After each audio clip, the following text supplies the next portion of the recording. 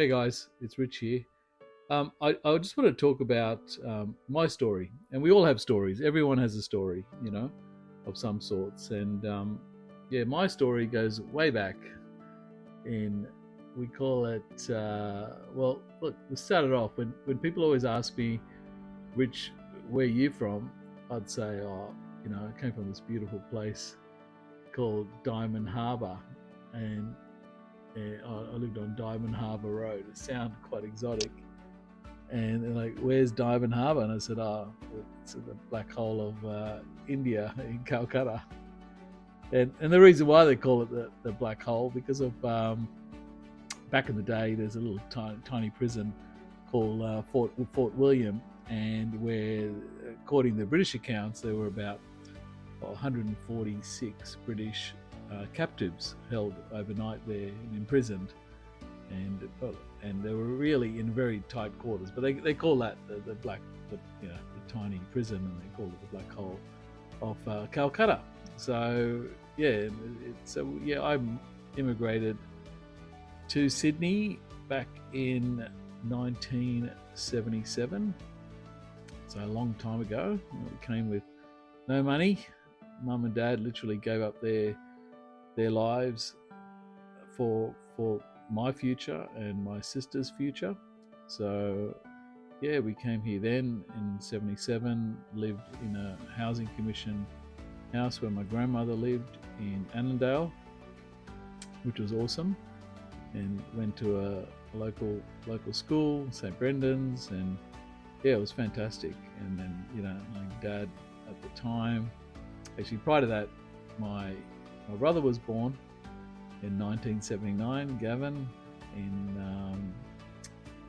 Annandale, and we had a really good life there. It was fantastic, Till Dad said, "You know what? It's time. You know where everything's what's moving and shaking. We're gonna go out west. That's where it's all happening. This is where it's all gonna happen." So Western Sydney. So we moved to downtown Blacktown. Mate, it was awesome. So good old Blacktown, mate. The good old days. So we moved to a little block there in a nice little fibro cottage in Blacktown, and yeah, it was really cool. Like, it was good. I had an awesome childhood.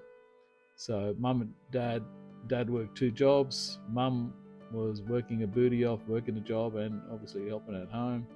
So yeah, it was very challenging for her and for Dad to keep up with the mortgage repayments and all that kind of stuff, and to keep us in school. So I went to Patrician Brothers, a local Catholic school there, a boys' school, and yeah, it was like, it's what the Aussie at the time at that school was all Maltese and Lebanese, and yeah, it was a mixed bag of people.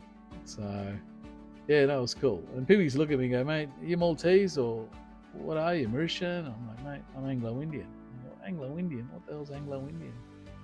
And I said, I always look at look at popular type artists out there. Cliff Richard, he's really Anglo-Indian, or Engelbert Humperdinck. but Anglo-Indians, like, we all like, it was like that mismatch of the British Raj and that mix of cultures back then. The Anglos popped out. So we're kind of outcasts in India, and you come here and you feel like an outcast here at the time at an early age, because in India you're not really Indian, you're not British, you're just a bit of a mixed bag of lollies, So yeah, it was a crazy time, but man, we had an awesome time, mate. I met some awesome people at school, and we still keep in touch now, so many years later. Yeah, really fortunate to meet some amazing people over my life. And then look, I went through school, and I remember I left at year 10, and the only reason I left at year 10 is because I wanted to get into a trade. But at that time, and I think, if you look at a lot of people my age, even now these days, you get to a certain age and you're like, "Oh, what am I going to do with my life?" And I was really good at metalwork, so I thought, you know what, I might do a trade as a mechanical fitter machinist. So I left year 10, did a trade as a fitter machinist at New South Wales Uni, and then followed up with another trade with refrigeration, air conditioning, and I thought, oh, this is it. Now I'm set, got my jobs, done my trade, got a good job, and you know what? I hated it, but I was just good at it, so I just did it. So I ended up, going up the ranks and working for a few different companies, and ended up with working at AMP as a high-rise building engineer. And yeah, it was awesome. Like everything you do, you want to kind of evolve and learn from it, and which I did, and met a lot of interesting, awesome people along the way. And I think that's all about the learning. I was quite shy back then as well, and so I needed to get out of my shell. So yeah, back in I think '94, I decided to take a year off and travel to Europe, Asia, a little bit of Asia, and India on the way back. Wanted to see where I was born, and yeah, it was awesome. And I remember I saved up about $7,000 and came back with $7,000 in my pocket, because I used to do a lot of DJing and when I was at school, and go back actually when I was at school, I love music. We always loved hip hop and R&B and all that kind of stuff back then. And so I ended up I wanted to learn how to DJ, but no one would teach me. So I was hanging out with this crew, which were pretty dodge at the time. And I remember one of them said, "Oh mate, I've got a mate that works in I think it was Porky's at the time, I think at the Cross, a strip club." And said, "Look, they need I know the DJ there, you can learn how to spin the vinyl." I said, "What? All right." I was only like 16. So yeah, I ended up after school coming home, getting changed and going to the Cross and learning a little bit about literally mixing vinyl, at the time. And it was awesome. So those skills actually helped me start my business at that time. And I was working as an apprentice at the time, and I left year 10. I was DJing every weekend, private parties and so certain clubs around town. And yeah, I loved it. It was awesome. I was making more money DJing than working as an apprentice fitter machinist. I was earning like, I think $120 a week in my first year apprentice, and I was taking home about $250 for DJing, so which was really good, But yeah, so after I did my trade, I went overseas. I remember I was working. We were in Santorini. I had an awesome time traveling, and I just happened to be the right place at the right time, where this particular club in Santorini needed a DJ, and yeah, got a job DJing there for nearly 6 months. It was awesome, So yeah, so it's learning these skills opens up opportunities as well. So yeah, from then on, came back. Went to India after Europe, went to see where I was born, met some of my uncles and relos back then, and yeah, so long story short, got back to work, got back into the grind, and yeah, my girlfriend at the time ended up getting married at an early age, and then going through a divorce later on down the track. So yeah, meeting someone at an early age, you're never really the person you are going to be in the future. We evolve, and we're not we're not really, it's like we're not built yet, if you know what I mean.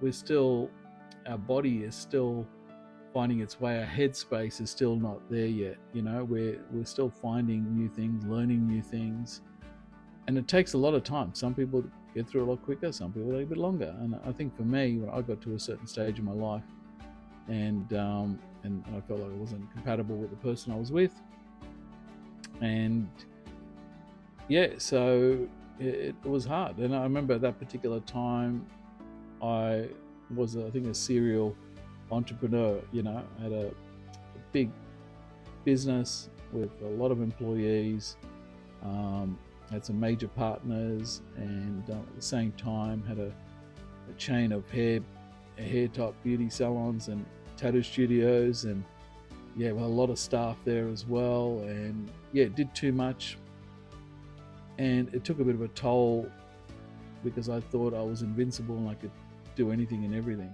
you know. And so marriage ended up finishing up with a marriage, end up losing my house, losing everything I had. And I remember sitting at home, pretty upset with myself, and pretty depressed, and got to a really low point in my life. And I remember, sitting alone in this house, which I was renting at the time. Go back probably a year, 2 years, I nearly paid off the house I owned next door. I was renting the house next door. How sad was that? So living alone, and playing a lot of Sam Cooke and Otis Redding, and feeling sorry for myself, and hit a really low point, at the stage where I was like, shit, I'm bloody broke, got no money, at that time. And I worked my whole life since I was literally 15, 16, from, doing a little side thing with Macca's to DJing and working. I felt quite low, and I felt like I had no one around me at the time except for my family. I'd go to mum's, and mum would make me curry and take it home. It was awesome, but it was really a tough time. And man, I really hammered that Otis Redding for a while.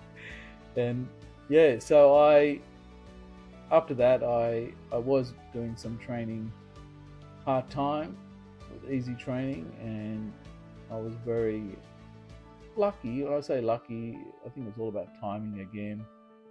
And I think it's when you get to that low point, and when you do get out of it, you've already kind of pictured your future already. And, people talk about manifestation. If you don't manifest it in your brain, or think that I'm going to get out of this, and I'm going to, things in my life are going to change. And it did. So strangely enough, the owner of Easy Training at the time, where I was working part-time, contacted me and said, look, I'm retiring, I'm going to sell the business. And she said, would you buy it? I said, mate, I've got no money. What are you talking about? But in the end, we did like a vendor finance and buying the business. And that was nearly 14 years ago now. And just by that helping hand, it was quite challenging in the beginning, taking that on, and went through a lot of hard work and a lot of changes. But from that, I end up getting back on track, and whatever I kind of manifested in my head happened. So it wasn't luck, it was me really making sure I was going to make sure I did the right things for it to work. So from that point on, it's a lot of ups and downs, and I remember being single, thinking I'm never going to meet anyone, I'm never going to have any kids or anything like that.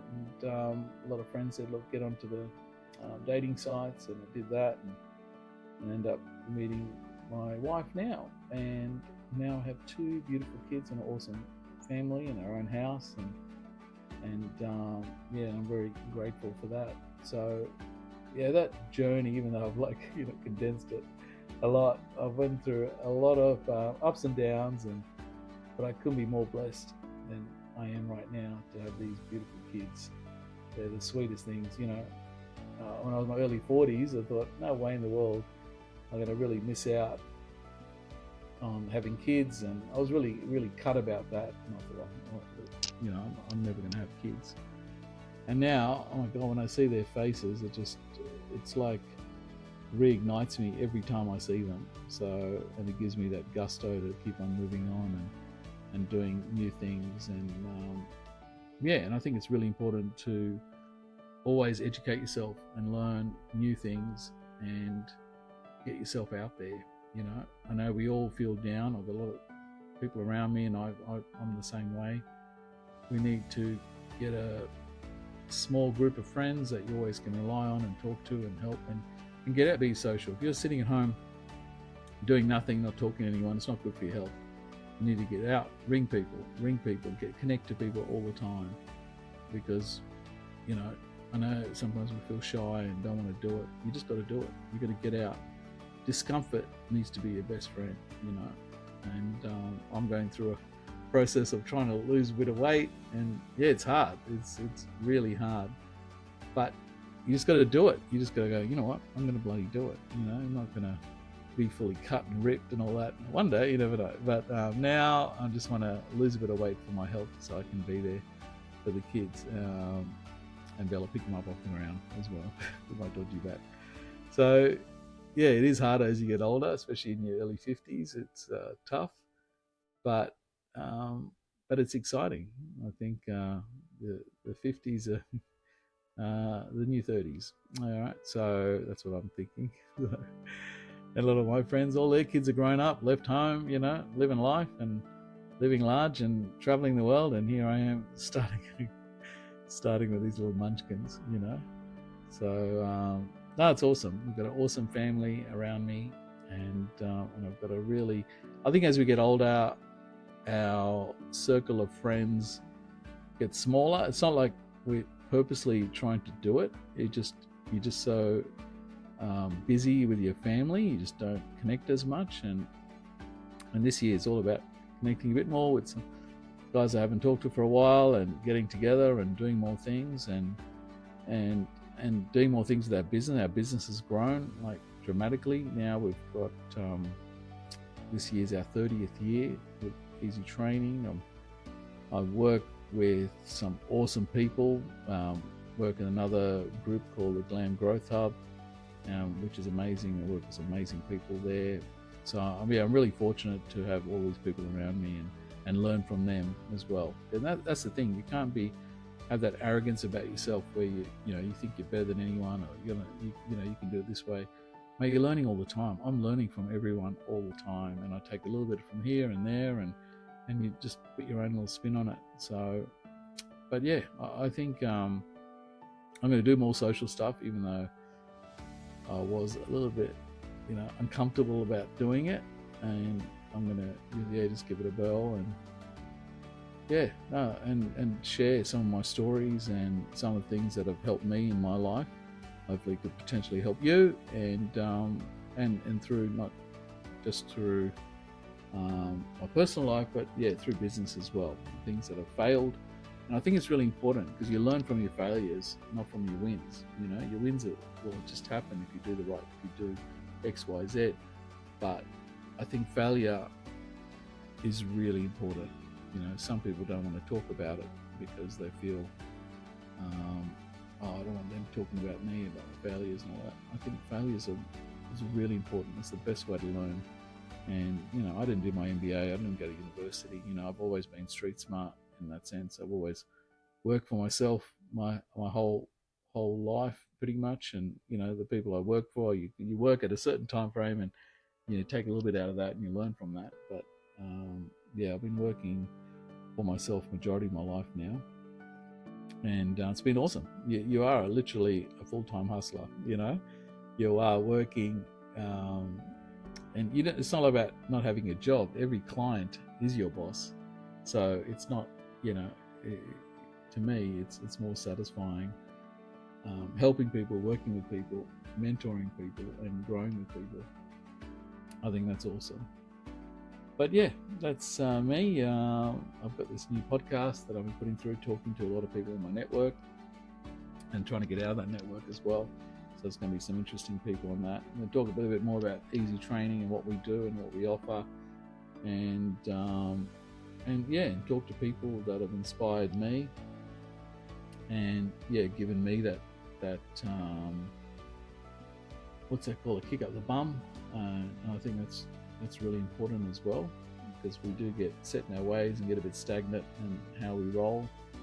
And I think it's really important to have those people that will tell you how it is, because if they don't, you're just stuck in this hole, So I'm lucky I've got people that will kick my ass, which is really good. So we all need a good ass kicking at times.